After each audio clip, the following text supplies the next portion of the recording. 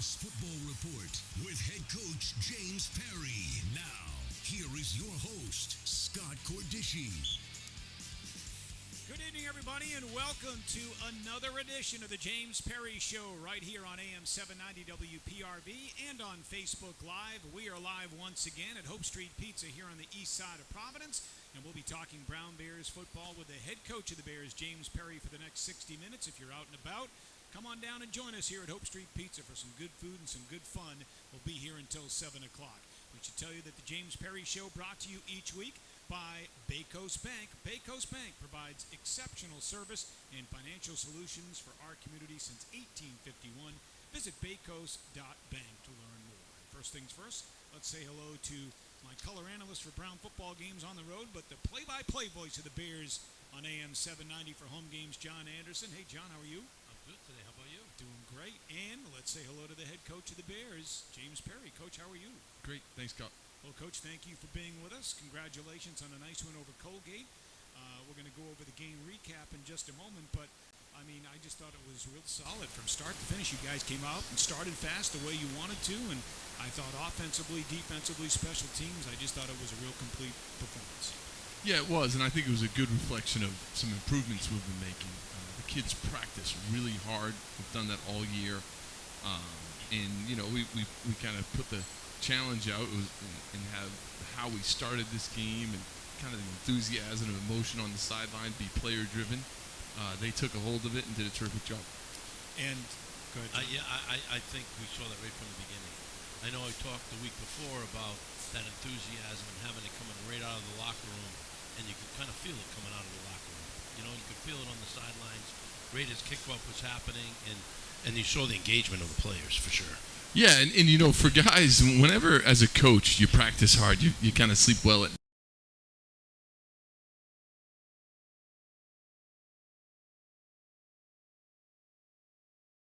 Really nice to see the kids just take a hold of that, take ownership of it, and yeah, it was all them. But we were right back at it. Actually, after a win, it was interesting to see how we were going to handle success, whether we were going to come back and practice hard Sunday and have a good week of practice. And so I'm pleased by that too. The players responded to that, the good leadership.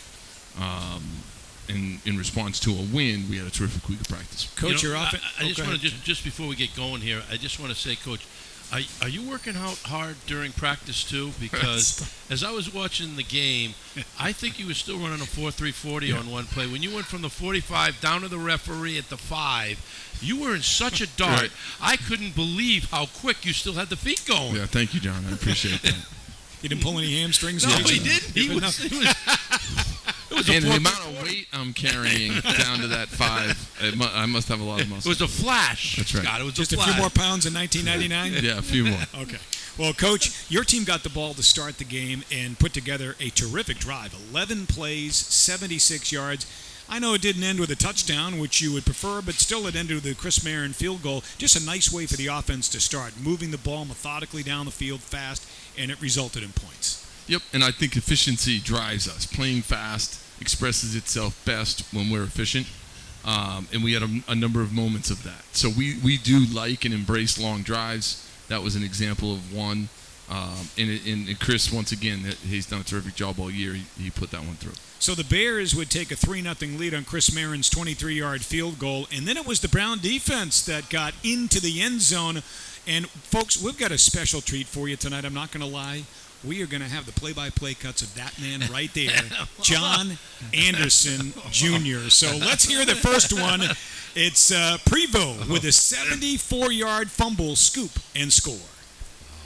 He's got plenty of time. He's flushed out of the pocket now. He goes to his left. He tries to get... He finds an opening. Fumble! Ball's on the floor. It's picked up by Brown Bears. Unbelievable. He's at the 20, the 10. Touchdown! Talk about turnovers. It's number 32 for the Brown Bears. He picks it up, and he goes the distance. Shane Prevost picks it up at the 30 after a fumble, and he goes almost 60 yards for a Brown Bear touchdown. Talk about a momentum shift. I got goosebumps just listening to that call. I have to apologize. It's not Prevost. It's Prevost. and I was so excited. I didn't have you there to correct me, which you always do, and I have to apologize to Shane because it's.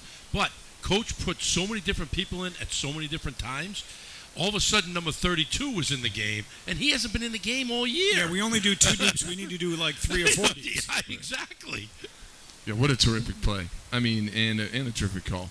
But, no, I think, hey, we are getting better all the time. That was, was a very good Colgate team. And for us to create 3 turnovers, in addition to creating those turnovers, to be opportunistic in how we scoop and score, Shane doing that there was really exactly what we've been building towards, and what we're kind of practicing and working on all the time. And those guys work very hard doing that. So awesome play and very opportunistic by Shane. Coach, I thought Tim Weaver's defense played well all day long. I mean, you gave up 10 points to Colgate. I mean, you'll take that any given Saturday. And that's a very good team. Colgate was on a 2-game win streak. They're perennial power in that league. So for us to play that well, really, especially on the line of scrimmage, was really nice to see. And I think we got a couple older guys there who are really driving the bus, and it was good to see it translate into success. And I think it makes it even more difficult for your defense. You had to prepare for 2 different quarterbacks. I mean, they were bringing in a run quarterback and a throw quarterback. Right. It was a constant rotation there. And you notice the running quarterback didn't always run, and the throwing quarterback didn't always throw. Exactly. So it's, kind of keeping the defense off balance a little bit. Yep, and I think, as far as us being an attacking organization, it includes all 3 phases. So often people kind of wonder what we're talking about when we say play fast. It's really all 3 phases of the game. And the defense is no different than special teams or offense. They're looking to attack, and they did a heck of a job of it on Saturday. So I want to follow up on something you said earlier, too. You wanted the enthusiasm and the energy to be there on the sidelines. And you mentioned that on your show last week to the point where you said, we are going to have a game captain this week. And that game captain was a guy that I know your defense has relied heavily on the first couple of games of the season, Jared Dahl. And even though he couldn't be out there on the field playing for you, I assume he was one of the guys responsible for keeping that sideline energized. No doubt. I mean, Jared was our game captain. He's a guy who, all the kids respect. I mean, he in the locker room, I know his voice carries weight. And in spite of the injury, he has a very important and meaningful role to play for our team for the next 6 weeks. And, in this past week, he was our game captain. And I actually told him, when Cam Gagnon will be this week's game captain, I said, Jared, you got to take him under your wing and show him how this thing's done. So, Jared is a terrific leader for me. So 10-0 Bears was the score after 1. In the second quarter, they would add to that lead an impressive 14-play drive that covered 91 yards, and it was E.J. Perry that finished it off with this 1-yard touchdown run. They go to E.J. Perry. He goes to the left side, cuts back to the inside. E.J. Perry finds an opening. Touchdown, Brown Bears on 3rd and 1. What a play by E.J. Perry. Went there, he didn't see it, he cut it back. That was just a backyard football play. What a great series by the Brown Bears offense. 17-0, Coach. EJ's 1-yard touchdown run. But again, what a great drive. 91 yards, 14 plays. That doesn't get much better than that. No, it doesn't. And we only punted once on the day. I think I'd be remiss if I didn't acknowledge that we did it. Turnovers continue to be a problem for us. But having efficiency, having long drives was something that I was really proud of. When we get close to the end zone, we talk about we're fast, spread the field fast, but you got to run the ball in. And the line did a terrific job there moving, and EJ got in. Coach, you talk about that on the 4th down conversions. I said on the broadcast that, you're a gambling man and you were going to roll the die, and there were certain situations there that most people would have punted, but you were going for it. I mean, you went for the 4th downs. I mean, obviously our conversion rate is very, very successful this year. Best in the Ivers on 4th down, 75%. It's unbelievable. I mean, what goes through your head to just roll that die? You just want to keep playing fast? Is that So we are driven by analytics. I remember Bill Belichick said he doesn't like analytics, but he makes all the decisions based on analytics somehow. So we're very open about the fact that we're driven by the analytics of the decision, and sometimes when we go for it, it is unusual. But we try to have it be based on what is best given, what is called expected point values. So in the middle of the field especially, where a lot of programs will punt, we tend to go for it. Just based on what we should do. And actually, the opponent this week will do the same. Princeton will go for it a lot as well. So, Coach, you mentioned turnovers. Right before the half, had a chance to go into the locker room up 24-0. Unfortunately, Jordan DeLucia fumbled the ball just outside the goal line, and Colgate recovered. I say that. I like what we're seeing from this freshman. That fumble notwithstanding. That was a great leadership moment, actually. For me as a coach, you're always looking at ways that you can get better. We need to be better with the ball, but you also need to be better responding to adverse events. And that was a great example. Not only did we stop them on the return drive, but when we came into that locker room at halftime, you could just sense that there were defensive guys who wanted to pick Jordan up. They know he's a terrific player. They know he's a freshman. And they know we're going to give him the ball. So they actually stepped in. And there were a number of defensive players who, you could see as a coach, I was very pleased, kind of pat him on the back, knowing that he's going to get the ball in the second half a bunch, which he did. And, that was actually a really good leadership moment and really, I think, a step forward for our team responding to an adverse event. So Colgate would get on the board in the third quarter to make it 17-3 Brown, and then the Bears would have an answer of their own toward the end of the third when the big fella, Brooks Jones, found the end zone. Perry goes to throw the football. He looks back over his shoulder. Oh, it's to the lineman! They released the lineman number 90 on a little out. Brooks Jones, what a catch! The whole field's on the field. Flags are everywhere. They're celebrating it. What a play by the Brown Bears. I mean, that one caught everybody by surprise. Maybe Brooks even. What a great catch, by the way. That ball's a little high for me, Jay. I'm not going to lie. And he went up and got it. Yeah, he high-pointed that. And, Brooks has become such an offensive player. He's in tune to our protection schemes. He was talking to me about audibles that he'd like to employ. So I don't know if we're going to get him back to defense. He's just totally converted. I mean, is he going to be like the Mike Vrabel of the Brown Bears? Vrabel, I think, has like 7 or 9 career receptions, all touchdowns. Yeah. But the enthusiasm you talked about, I mean, that sideline erupted. I mean, every player went. I mean, it wasn't like guys with even half hung around. The whole team erupted. Yeah. I mean, you could just feel the energy in that team. Yeah, and I think for me, it was really rewarding all along. I've been talking about how we practice and how proud I am of these kids and where they've come from and what they're doing. But cutting it loose on Saturday is kind of a different thing. It's a different step as a program. So I hope that was an example of it. I know for me, it was a great moment. And, no question for the team. And, Coach, getting back to the defensive play, I forget at what point in the game it was, but Griffin McGovern forced a fumble. I thought he recovered it, too. I know statistically, I'm not sure if that showed up or not, but, he made a big play for you defensively. Oh, heck yeah. I mean, all of them were high-effort plays. So we created 3 fumbles and recovered 3 fumbles. Yep. And in each one of them, it's going an extra mile, both in creating the fumble and then recovering the fumble. And, I think the energy that we do every Tuesday and Wednesday, and we got nicknames or how we're going to practice on Tuesday and Wednesday, and we've got great competition in order to foster the best level of play those days.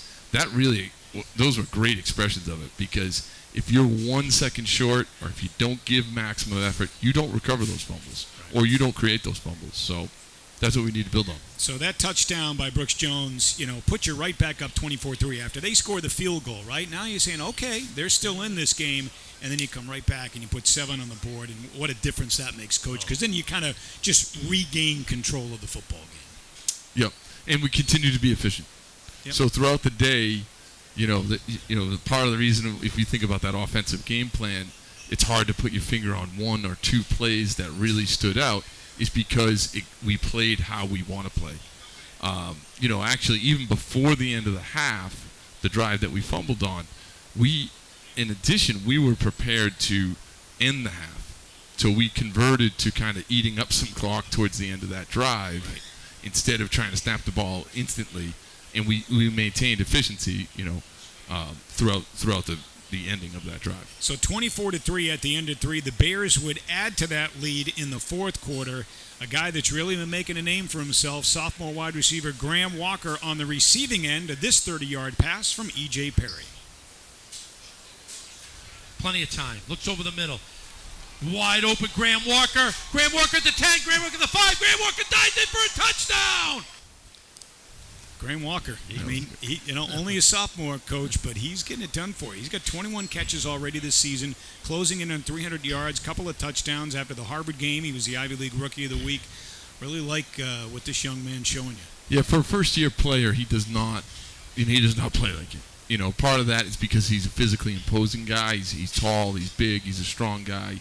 When we ask him to block, he blocks very effectively, and he just really knows how to compete. He's no Brooks Jones, but you know what I'm saying. As a matter of fact, after practice, to that point, we had Brooksy kind of illustrate how to high point the ball. So I hope Graham, I saw he was listening, so hopefully he builds on that. You know what I have noticed though about the wide receivers. As you go through game to game, it's all about improvement, and they've really gotten more comfortable. They're able to build space. If you look at some of their routes, in terms of where they turned in this game and where they saw openings at maybe 7 yards instead of taking a route to 8 or 10 yards, to make that catch, between Graham, Wes Rocket, Allen Houston. I know you got a bunch of them. McIntyre's in there now. Yep. There was a whole bunch of catches being made, but I've seen a tremendous amount of, I don't know if it's confidence, but improvement in the way they're playing. I think it's a great point, John, and I think I'd be remiss if I didn't mention that part of having a healthy roster size is we have scout teams. And where some of this confidence comes from, we always distribute the ball. You're talking about 6, 7 wide receivers catching it in a particular game. We're able to give them those looks because we have a ton of young DBs who, from a scout perspective, it's like off the charts. How they're executing. This week it's Princeton looks, but last week it was Colgate looks, and it does give those wideouts confidence because as the season goes on, you practice at that high level, you distribute the ball, in our case 6, 7 wideouts. I think you're 100% right. Watching their confidence grow is kind of nice. And, Coach, I know how important scout teams and giving your ones good look with the scout team, how important that is for every football team for that matter, but to the point where you guys name scout team players of the week every week. You recognize those guys that really stand out in your scout teams in practice. Yep, and from a game day, from a game ball perspective, they each get to sign the game ball. It's a big deal in the locker room. It's a big deal in the team meeting room, and I think we got guys fighting for it each week, and it gives me a lot of pride from a just program perspective, building a program to go out there on Tuesday or Wednesday of this week knowing we got 110 guys out here competing, working to get better in a way that the last time we played, last season we played, we just weren't able to do. So, Coach, I know you addressed this earlier that, the guys are ready to go back to work on Sunday, which is great. What was the atmosphere like in the locker room right after the game? Well, that was the first time we were able to sing the fight song in our home locker room. So, great moment for me, great moment for the staff and the kids, and, this is a very, very special place to me. And when you just so desperately want the guys to have success because you want to be in that locker room singing and hanging and dancing the way that we all know Brown football does. So it was a great moment. It's a motivator for us this week and the weeks moving forward because nothing beats that locker room. All right, Coach, we're going to let you go. Grab a bite to eat here at Hope Street Pizza. And when we come back, Cam Gagnon and Brooks Jones, a couple of defensive linemen for the Bears, will join us when the James Perry Show continues right after this. Doctors at University Orthopedics have been caring for the people of southeastern New England for more than 40 years. With the Warren Alpert Medical School of Brown University, we train the next generation of orthopedic surgeons. Our state-of-the-art facilities stretch from Westerly to Mansfield. At our East Bay Surgery Center, we've performed thousands of surgeries, including same-day total joint replacements. We've grown through the years, but our goal has always been getting you back to doing what you love to do. The best orthopedic care anywhere is right here. University Orthopedics. From corporate events to weddings by the bay to private celebrations, the Pronzi name means elegance, personalized service, and exacting attention to detail. Pronzi has everything you need in one place. Event planning, catering, tents, tables and chairs, decor, and so much more. Call Pronzi today and let them plan your next event. Why go anywhere else?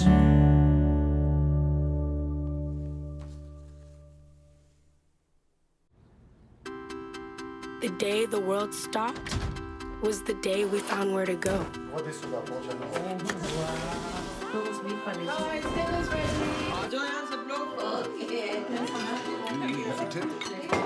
From now on, we're not going to leave anything on our plates because we've learned to savor the moments that were always there, and they never tasted this good. Elite Physical Therapy was founded on relationships and wanting to do the very best and elite by others. Having our partnerships with institutions like the University of Rhode Island, Providence College, and Brown University have made us proud to continue to serve the communities like they do. I can say that I'm incredibly proud of our team and our community. Treating them, we know these people on a personal level. Here at Elite, we really focus on the person and what's important to the person. We love Rhode Island, we're living here, we're raising our families here. Doctors at University Orthopedics have been caring for the people of southeastern New England for more than 40 years. With the Warren Alpert Medical School of Brown University, we train the next generation of orthopedic surgeons. Our state-of-the-art facilities stretch from Westerly to Mansfield. At our East Bay Surgery Center, we've performed thousands of surgeries, including same-day total joint replacements. We've grown through the years, but our goal has always been getting you back to doing what you love to do. The best orthopedic care anywhere is right here. University Orthopedics. From corporate events to weddings by the bay to private celebrations, the Pronzi name means elegance, personalized service, and exacting attention to detail. Pronzi has everything you need in one place. Event planning, catering, tents, tables and chairs, decor, and so much more. Call Pronzi today and let them plan your next event. Why go anywhere else?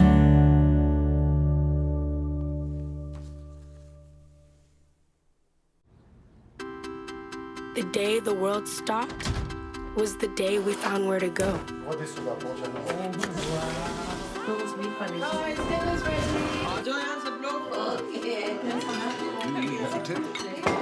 From now on, we're not going to leave anything on our plates because we've learned to savor the moments that were always there, and they never tasted this good. Elite Physical Therapy was founded on relationships and wanting to do the very best and elite by others. Having our partnerships with institutions like the University of Rhode Island, Providence College, and Brown University have made us proud to continue to serve the communities like they do. I can say that I'm incredibly proud of our team and our community. Treating them, we know these people on a personal level. Here at Elite, we really focus on the person and what's important to the person. We love Rhode Island, we're living here, we're raising our families here.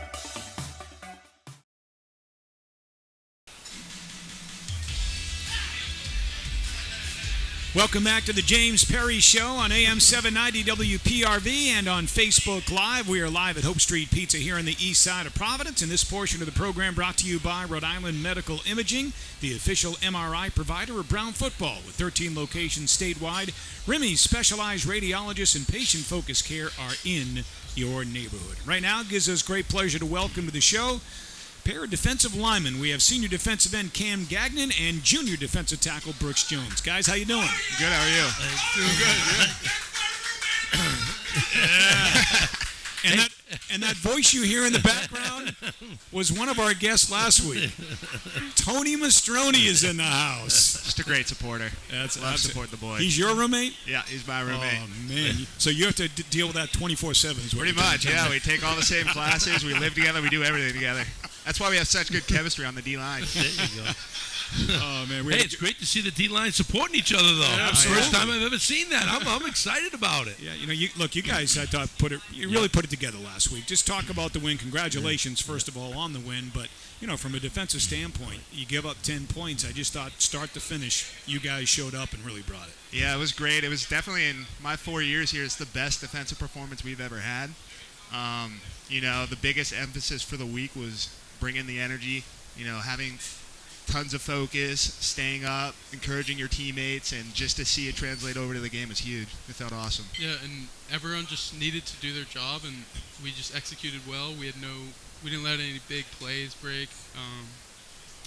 Everyone just stuck to their assignments really well. Yeah. You know, you guys did a great job in the defensive line. I mean, you seem to be winning the push. You were coming up the field stronger than, I just saw a huge improvement into this game than the past games where maybe we had a quarter or two where we might just kind of be a little bit off. But what was it that whole D-line was just moving 4 quarters every time up the field? Yeah, it's just practice and mindset. We really wanted this win. We really needed it. We knew we had to play with energy, and we just have we have a very veteran group on the D-line, so we just, kind of relied on the older guys to kind of bring everyone up and get everyone going, and we were able to do that, so it was great. Yeah. Along with what Cam said, we're subbing in like 9-10 guys onto the D-line constantly, so everyone's got fresh legs, and, we can just really run really fast when we're out there. Yeah. It makes our job so much difficult, Scott and I, because there's so many different guys coming in. You're pulling whole shifts in. Right. It's not just one guy; it's a whole shift of linemen coming in. Yeah. But it keeps these guys fresh, nice. like they said. Fresh. So obviously, it kept Brooksy fresh for the offensive side of the football. Wait, now we got to talk about that, the touchdown catch. First of all, I mean, EJ's here. EJ's in the house. I gotta be honest with you, EJ, who for my money by far is the best quarterback in the Ivy League. That pass was a little high, Brooksy. You made him look good. You high-pointed the ball. You went up. I mean, that vertical leap, you had to be at least 2 inches off the ground when you got that.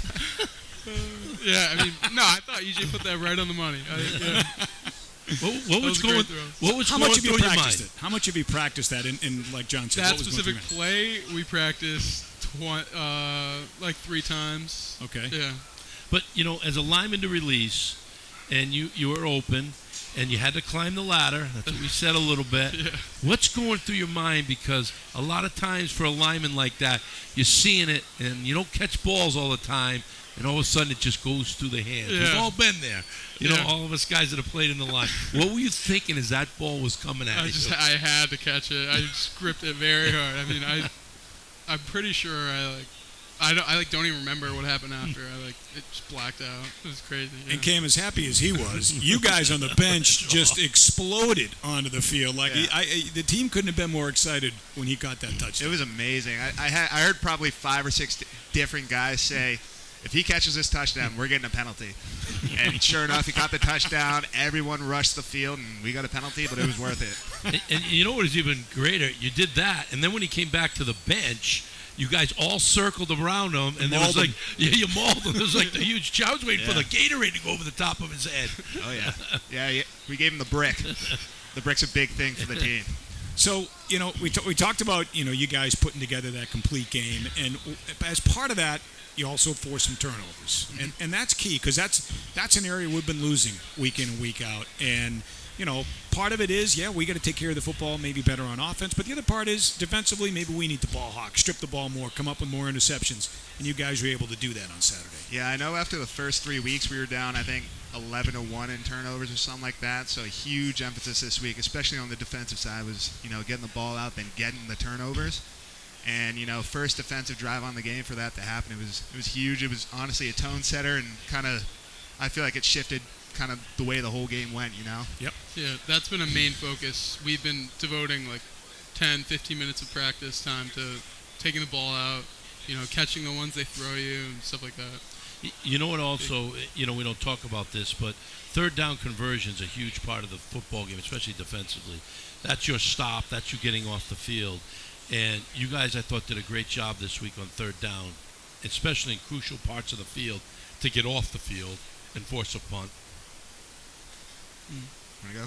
Yeah, I mean, we had freshmen, D-ends getting the strip sack. We had just a bunch of guys, making plays. Cal had 2 sacks. Everyone just, showed out. Yeah, it was a big emphasis on, there were times where, they were on our side of the field. They were getting down to the red zone, and then we were just saying out there, we were saying to each other, we're not letting them in. we're going to do whatever we can to stop him. And thankfully, we were able to do that a bunch of times. You know, he had a turnover in the red zone, and then we had a nice stop for a field goal. So it was good. It was really good to do that. Kim, you've been getting upfield more yourself lately. You've got tackles for loss in your last 3 games, so you've been kind of getting into the opponent's backfield and wreaking some havoc. Yeah, you know, I've just been playing hard, trying to play my best and trying to help out and step up for the team the best way I can. I mean, I'm a senior this year. I'm a leader on the team, and, you know, I got to try and be the best player I can. Thankfully, I've been making some good plays out there. Now, this, not to interrupt you, Scott, but this week, as you said, you're a leader on the team. You're the game captain this week that you've earned. How special is that for you as a senior? Yeah, it definitely means a lot to me. You know, I mean, what I was doing last week and, you know, trying to lead these guys, it wasn't for this captain spot. It was just, you know, trying to get this team up and going. And, you know, for it to be recognized, it means a lot. Brooks, have you been to your bio page on brownbears.com recently? I have not. Oh, you got to click on it.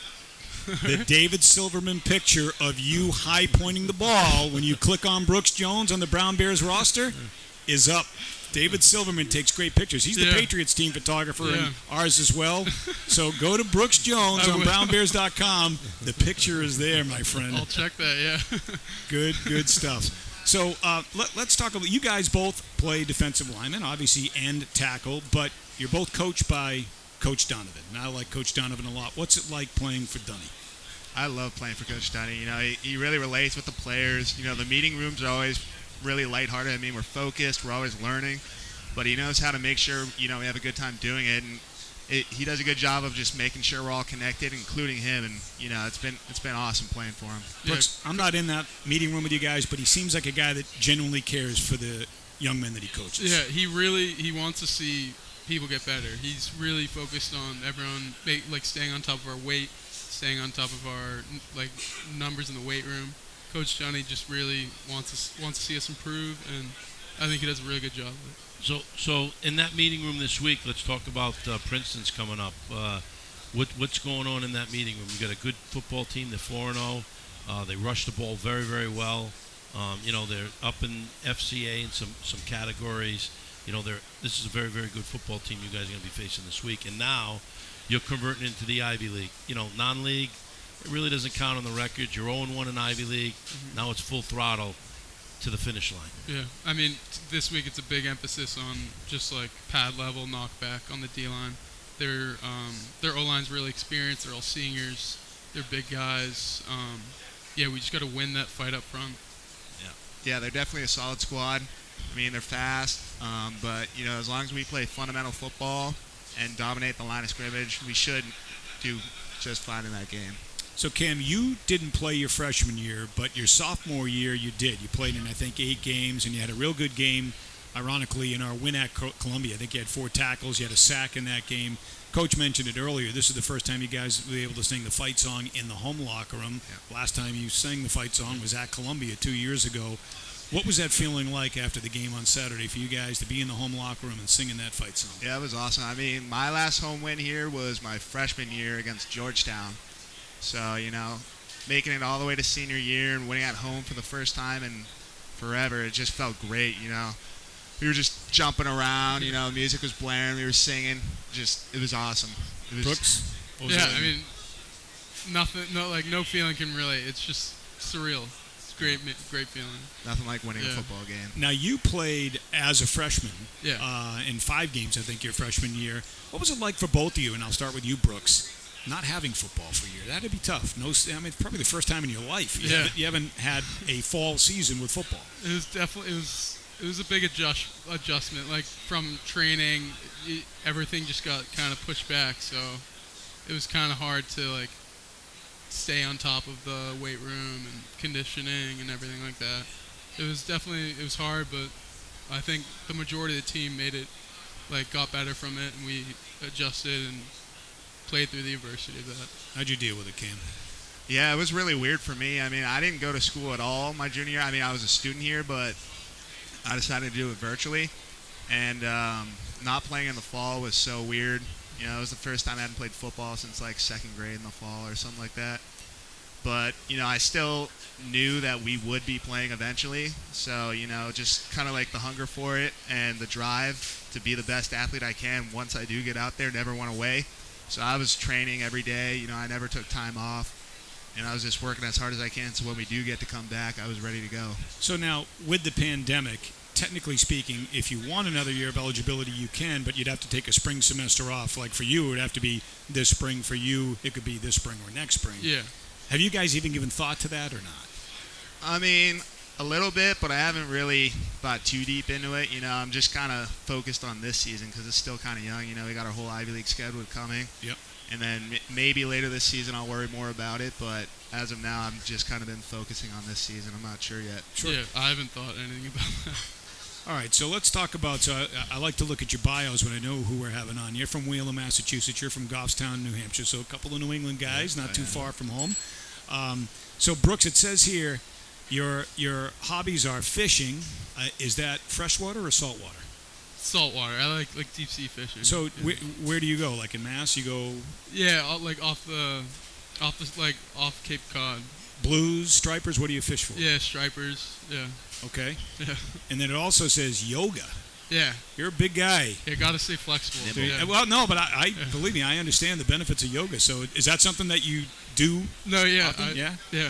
I maybe like once a month back home, I'll do yoga, something like that. And I stretch before and after working out, like basically every day. Yeah. Now you into hot yoga or regular yoga? I've done hot yoga, but yeah.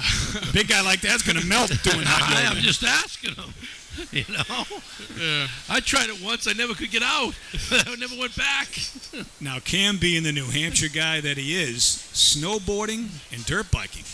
I like it. Yeah, that was my thing. Back in the day, I still do snowboard and I ski too. But what dirt bike. mountains? I'll go like all around New England. Some of my favorites are like Sunday River, Mount Snow, Loon's all right, Killington's pretty good, Sugarloaf, places like that. And then I've also been to like Colorado, and Colorado's just like crazy, like next level skiing and snowboarding. I've never seen snow like that in my life. So that's pretty cool. And then dirt biking, I grew up as a kid doing it, and I love doing it. I still do, but my dad, shut me down once I started getting, kind of more serious and good at football in high school. He shut me down. He's a smart man. Yeah. Don't want to get hurt doing that. So, concentrations. What are you both concentrating in? I'm BEO. Okay. I'm business economics. Yeah, same thing. Okay. And what, ideally, would you like to do when you graduate from Brown? If you had your choice. Well, when I came in, I was kind of, thinking along maybe, the finance wave and something in there, but as I've grown and started to kind of gain more interest in other things, it's kind of shifted more towards real estate and real estate development and stuff like that. Okay. How about you? I haven't put much thought to this, but I think somewhere in the finance realm, something like that. As a couple guys from New England, what made you guys decide on Brown? I love the location. It's an hour drive from home. I love that. I'm used to this weather. I know this weather, so. What high school did you go to? Wayland, Massachusetts. You went to Wayland? Or Wayland High School, yeah. Okay. Yeah. And for me, it was just the opportunity that Brown provided coming here. I knew if I chose to come here, my life would be changed, and just the opportunities past football, I just couldn't pass up. So John mentioned Princeton earlier, and obviously they're next on the schedule, and that offense presents obviously a lot of challenges. I mean, they're averaging 38 points per game, and look, they can run and throw the football, right? So they can do both. So it's not like he can overplay one without worrying about the other aspect, right? Yeah, for us, the biggest emphasis is going to be getting them to third and longs. So first and second down, really, really locking down on them and forcing them into passing situations, and I think if we can do that, we should be pretty good. Yeah. A question for you guys, the continuity of a defense that continues to change over. I mean, defensive backs. We had defensive backs in there this week. I mean, Shane Prevost scooped and went for a touchdown. He hadn't played all year. I mean, every week I'm just seeing a whole host of players coming in and out of a football game. I don't know what the exact stats are, but it's got to be pretty big. How is that continuity? In my old days, it was, there was the core. We went in, You know, there was the huddle. We all were in there together. We were in the fight together to the end, to the beginning. Now it's guys in, out. Yeah. How does that flow? Yeah, I mean, I think it's when you see like these new guys playing, it's just like a reflection of them practicing hard, and kind of standing out on the practice field. And coach made it clear that if you're practicing hard and you're working your tail off, you're going to get opportunities. And some of these younger guys, they've been getting opportunities just because of how hard they've been practicing, and it's been paying off. Yeah, I mean, that kind of originates from our play fast operation. We just everyone's just Tuesday, Wednesday, we're just practicing very, very hard. So you can see it on game day. Just new guys are stepping up to the plate. So, injuries notwithstanding, right? Do you guys play together in groups, or could you be playing next to anyone on the D-line at any given time? Or do you guys go in kind of as a group and come out as a group? It's pretty interchangeable. I mean, people play with everybody. I've played with every other of the defensive ends that have played. I played with pretty much all the tackles. It's really we have the rotation at the beginning of the game, and then coach will kind of go every other series, but there's times where some people go in and it gets kind of mixed up. So, you just got to be ready to play with anyone, which really isn't a problem for any of us. We all have pretty good chemistry. Yeah, I mean, we have different packages. We have a goal line package. We have third down, third and long. We have a 3-man package. And it's all, everyone's able to kind of play with each other well. So, works well. You mentioned chemistry, Cam, and I've noticed the chemistry of a team that's actually come together, not apart. I mean, you guys were 0 whatever. I mean, we hadn't won a game till this past one. We had a tough battle at Bryant. You guys, as a defense, were out there 22 minutes in that first half. You came back. I mean, you guys gutted that game out, being out there that long. But I've noticed that even both offensively and defense, the chemistry is a team. No one seems to be pointing any fingers when you're watching that sidelines. Everyone's together. Yeah. Talk to us about that chemistry you just mentioned. Yeah, I think it all comes down to just the senior leadership on this team. I mean, we have a lot of leaders in different position groups. After that Bryant game, we had a seniors-only meeting and kind of talked about a bunch of things. And, the biggest points were just energy and, holding your position groups accountable and just being together. And so we've been carrying that through practices. We carried it through the game last week, and we're going to be carrying it through the rest of the season. I'm glad you bring that up because you talk about the energy, right? And it's easy to have energy when things are going well, right? I mean, guys are making plays out there. You guys are going crazy for them on the sideline. But sometimes when things aren't going well, they need to feel that energy from the sideline to get them going. You know what I mean? The guys that are out there on the field, whether you're one of them or whether you're on the sideline. So, I think that's what Coach kind of alluded to last week when he said, look, I'm going to make Jared our sideline captain for this game because we need more energy on the bench from the start. We could see that energy in the fourth quarter at Bryant when you guys were scoring and you were shutting them down on defense. It was like, wow. I mean, that sideline was electric, and it felt that way from the start on Saturday. Yeah. I mean, we also talked about, how things are going to go wrong. Football, it's not a perfect game. You're not going to do everything right all the time. Sometimes the offense will turn it over. Sometimes the defense will give a big play. It's just going to be the other guys, picking up those who are down. So, if we have an offensive turnover, going out there and stopping them, having a 3-and-out, which we did a bunch of times in the game. Yep. Yeah, I mean, I was just going to say, and just having that mindset and focus and energy, it was big. It's definitely easier, playing home with the non-travel guys on the sideline cheering. But, we just got to deal with the adversity really well and just, keep our energy high. What do you think of the new field, Richard Gauss Field at Brown Stadium? Nice? I love it. It's soft. It's great. It's soft and nice. It's great. Yeah. Is it easier for you guys with, teeing off and coming up off that ball before that old field where you could give out on your feet? I mean, as you guys are, teeing up and you're coming up that field? Definitely. I think we'll definitely notice it more towards, the end of the year. The first, month or two of the season, when it's, September, October, the old grass field, it wasn't that bad. Yep. But, once it comes, end of October, early November, it starts getting a little soft and slippery. So I think that's when we're going to notice a big difference. Yeah. I just remember how crowned that old field was. Yeah. That thing was major league crowned. Yeah, we'd be doing warm-ups, and you'd just be winded by the end of it. It's like you're running uphill from the sideline to the middle of the field. Yeah. So Princeton, now we're back into Ivy play for the rest of the season. Non-league play's over with. So this is kind of an exciting time too, right? It's Ivy League play from here on out. Yeah, it's a make it or break it now. You know, we have one loss, which was unfortunate, but, you know, we have 6 more games to kind of make a name for ourselves and make a run at this championship. You know, it's a tough league. Any team can beat any team any week, so you never know. Mm-hmm. Every week is the week. Like, we just got to play our game every week. All right, gentlemen, good luck this weekend against Princeton. We'll see you at Brown Stadium, and thanks for joining us on Coach's Show tonight. Yeah, thank you so much. Thank you. All right, that's Cam Gagnon and Brooks Jones, our guest here on the James Perry Show, and that's Tony Mastroni in the background. We'll take a timeout. We'll be back with more from Hope Street Pizza right after this. Doctors at University Orthopedics have been caring for the people of southeastern New England for more than 40 years. With the Warren Alpert Medical School of Brown University, we train the next generation of orthopedic surgeons. Our state-of-the-art facilities stretch from Westerly to Mansfield. At our East Bay Surgery Center, we've performed thousands of surgeries, including same-day total joint replacements. We've grown through the years, but our goal has always been getting you back to doing what you love to do. The best orthopedic care anywhere is right here. University Orthopedics. From corporate events to weddings by the bay to private celebrations, the Pronzi name means elegance, personalized service, and exacting attention to detail. Pronzi has everything you need in one place: event planning, catering, tents, tables and chairs, decor, and so much more.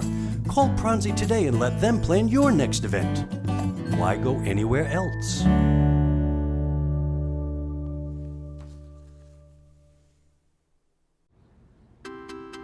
The day the world stopped was the day we found where to go.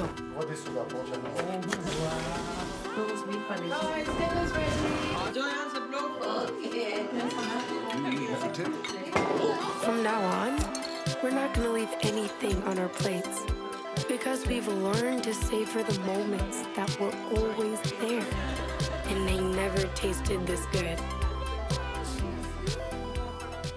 Elite Physical Therapy was founded on relationships and wanting to do the very best and elite by others. Having our partnerships with institutions like the University of Rhode Island, Providence College, and Brown University made us proud to continue to serve the communities like they do. I can say that I am incredibly proud of our team and our community. Treating them, we know these people on a personal level. Here at Elite, we really focus on the person and what's important to the person. We love Rhode Island. We're living here. We're raising our families here. Doctors at University Orthopedics have been caring for the people of southeastern New England for more than 40 years. With the Warren Alpert Medical School of Brown University, we train the next generation of orthopedic surgeons. Our state-of-the-art facilities stretch from Westerly to Mansfield. At our East Bay Surgery Center, we've performed thousands of surgeries, including same-day total joint replacements. We've grown through the years, but our goal has always been getting you back to doing what you love to do. The best orthopedic care anywhere is right here. University Orthopedics. From corporate events to weddings by the bay to private celebrations, the Pronzi name means elegance, personalized service, and exacting attention to detail. Pronzi has everything you need in one place: event planning, catering, tents, tables and chairs, decor, and so much more. Call Pronzi today and let them plan your next event. Why go anywhere else?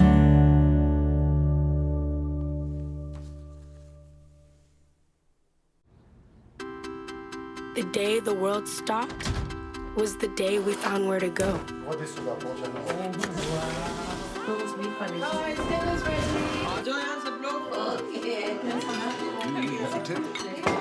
From now on, we're not going to leave anything on our plates because we've learned to savor the moments that were always there, and they never tasted this good.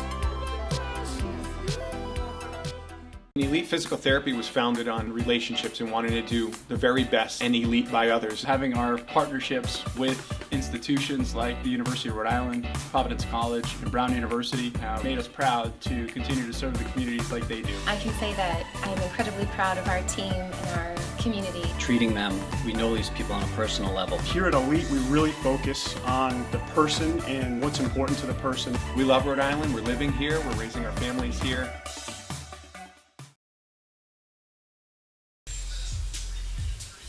Welcome back to the James Perry Show on AM 790 WPRV and Facebook Live. We're at Hope Street Pizza here on the east side of Providence. And this final segment of the show brought to you by Ticket Smarter. For all the best sports, concerts, and theater events, visit Ticketsmarter.com or on the app. Ticket Smarter is proud to be the official ticket resale marketplace of Brown Athletics and Recreation. Ticket Smarter, a smarter way to buy tickets. Coach Perry rejoins us, and Coach is telling us during the break, he says, I like those player interviews because I learned something new about my guys. Yep. Yoga and fishing.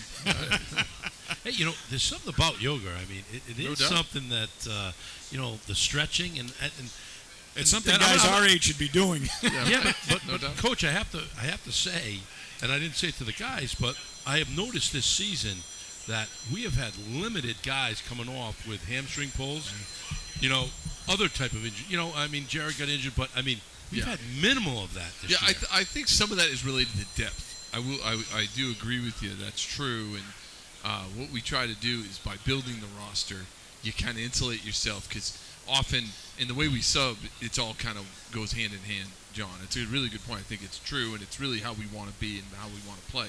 Play a lot of guys so that when you don't reach what is called your peak performance, you don't exceed that.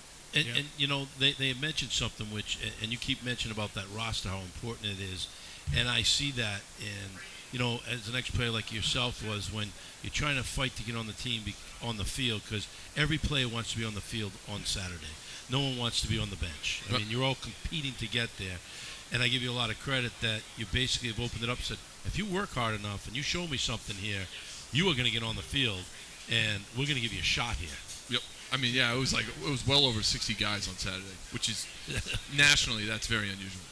All right, Coach. So Saturday, Princeton comes to town. Family weekend. We should have a nice crowd at Brown Stadium. And this game will feature the top two passers and the top two total offense guys in the Ivy League, E.J. Perry being number one and Cole Smith being number two. Yep, and I know Cole well.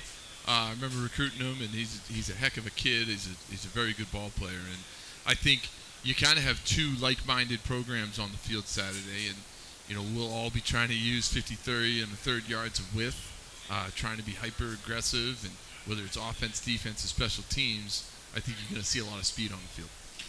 What does this mean for you, Coach? You've got Princeton coming into town. Obviously, you won some Ivy League championships there, and we saw you roam their sidelines for a while, and we know you've got ever-true Brown blood in you. So we know you came back home, but what does this mean now to see the man you worked for across from you, and you're going to go to battle? Yeah, I remain very close with him, and Bob's a great guy, and he met his wife in college, and so did I. So we always had that kind of shared family story, and I think what they've done building a program with a lot of recruitment and a lot of speed.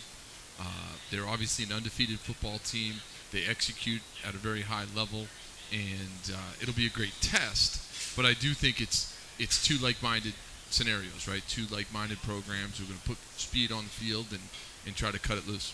Coach, defensively, they've put up some pretty good numbers. They're giving up an average of 8.8 points per game. They're giving up only 29 yards per game on the ground and 171 yards per game through the air, allowing opponents only to convert at 33% on third down. So, we think when we think Princeton football, and this goes back to when you were there, it's offense, great offense, great offense. I think what people fail to realize is they've had pretty good defenses too. Yeah, and I think you pointed out our win versus Colgate, right? A lot of times people don't understand just how well you play defensively because you do some exotic things, you score some points and things like that. But really, it's always driven the bus. And their defense, they have, in addition to having the best defensive player in the league, Jeremiah is a great ball player, but they have speed everywhere. So their defensive line is fast as all get out. Their secondary is fast, and they're going to challenge us in ways that are unique to Princeton, and it's resulted in an undefeated season and a terrific defense.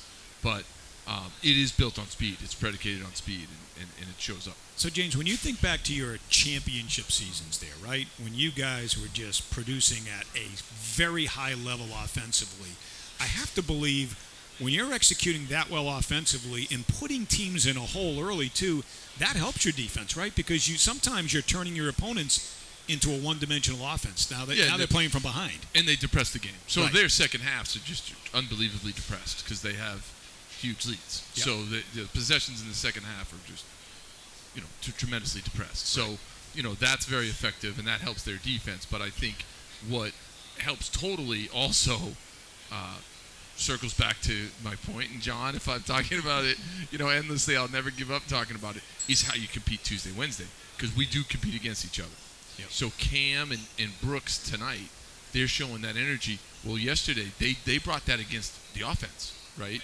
And we go from period to period, and you kind of feed off each other. So I think we lift each other up by having a really good offense. By definition, he'll make your defense better, and vice versa. So Princeton has done that. They've built a program the right way. It took them time. They did it the right way, and you're seeing the end result. And in many ways, when I see us practice Tuesday, Wednesday, I'm seeing the same thing here at Brown. We talk about offense, defense, but special teams are just as important.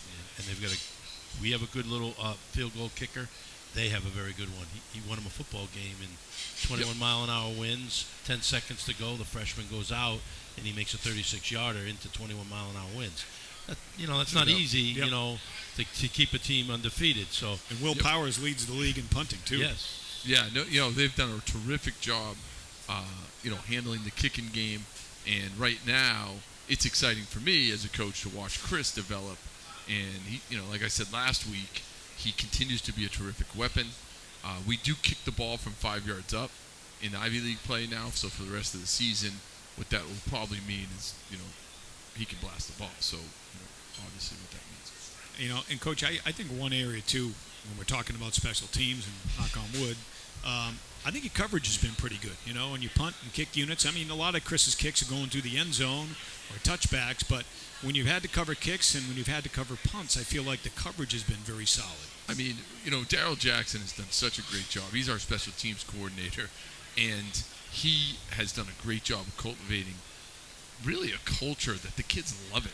Like, if you came today, they want to be on special teams. They want to be on. I mean, it's a fight, and they love it. And probably one of the things that we did at Bryant a little bit was blocking some kicks. We have, which we haven't quite got their home on those. But I mean, Daryl has created a culture where the kids love special teams. They love running down on kicks. They love any opportunity to return a ball. And yeah, I think that's another battle on Saturday that's going to be waged. Princeton's kicking game versus our kicking game. And, Coach, I always kind of look at the little things, too, on special teams. And I've really been impressed with Wes Rocket. Sometimes I call him Wes Walker. I got to give him an apology. But, he's come up, and made some fair catches at, on a punt at the 20-yard line, 18-yard line with a lot of traffic around him. Not an easy spot for a guy to have to concentrate to get that ball in. And he could easily run away from the ball, and then now that ball drops, and now it's inside the 10. You know what I'm saying? It's inside the 5. And now you're scrapping from the, Especially at the FCS level. Yeah. Return yards are not reflective of how good a punt returner you are. Right. It's if you can field the ball, it prevents the roll. I mean, that's often 10 yards of what would normally be referred to as return space. So in FCS football, having a guy like Wes, and it takes a little bit of courage, go up and field those balls is really critical. All right, Coach. Well, good luck against the Tigers on Saturday. We'll see you at Brown Stadium. Coach, good luck. Thanks, All right, John. That's the head coach of the Bears, James Perry. Folks, that'll do it for this edition of the James Perry Show. I want to thank our producer, Steve Cunningham, back in our East Providence studios, Andrew Kelly from Learfield for taking care of us here, Tim the Rim Gear here from our Athletic Communications office, and Rebecca Schonecker, our Director of Multimedia here at Brown. For John Anderson and the head coach of the Bears, James Perry, my name is Scott Cordischi saying good night from Hope Street Pizza.